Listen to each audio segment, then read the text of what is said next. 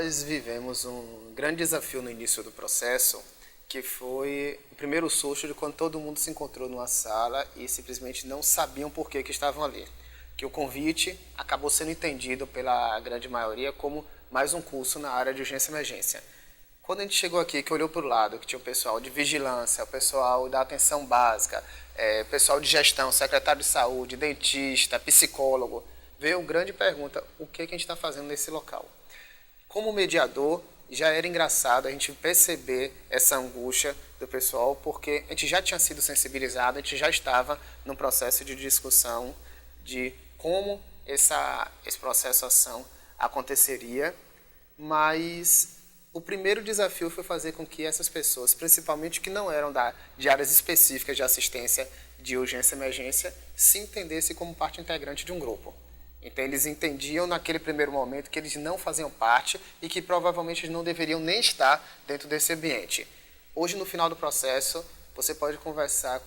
do psicólogo ao dentista, ao gerente, a pessoa que nunca botou a mão no paciente em situação de urgência e emergência, quem só tem experiência em sala de vacina, e todas essas pessoas elas se veem como parte integrante de um mesmo processo de acompanhamento, de garantia da assistência de urgência e emergência na região. Então, esse para mim foi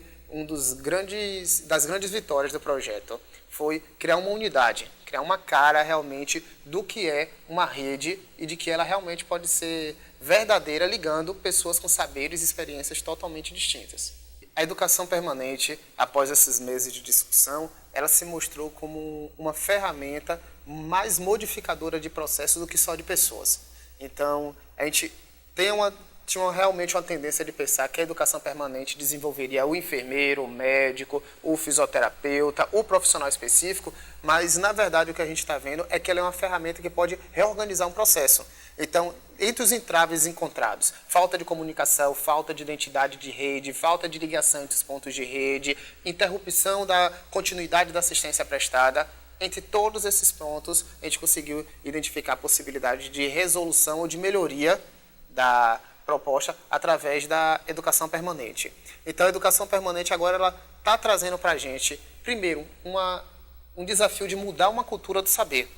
A gente não precisa sair, eu não preciso contratar professor, eu não preciso criar unidades específicas, eu preciso desenvolver uma cultura de saber dentro da minha instituição, dentro da minha rede, e para isso eu preciso modificar realmente a cara da instituição, eu tenho que identificar qual é a meta daquela instituição, eu preciso criar uma relação intersetorial para garantir que haja transferência desses saberes. Se eu estou falando de urgência e emergência, eu preciso entender que quem vive atenção básica não tem experiência, mas tem direito à informação. Eu preciso distribuir, dividir essa experiência de quem vivencia a assistência à urgência e emergência, mas da mesma forma a atenção básica, ela também precisa compartilhar o seu saber de qual é a realidade que é vivenciada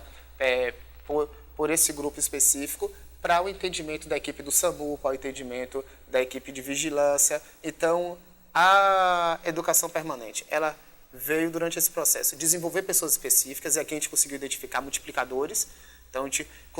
com certeza nós temos pessoas aqui que tanto acreditam como têm potencial de dissipar essa ideia, essa cultura de educação dentro dos seus grupos, mas ela veio justamente para unificar a comunicação, garantir essa ligação entre os pontos e fazer principalmente as pessoas pensarem. Então, agora a gente começou a perceber que o processo de aprender, ele é barato, ele é fácil,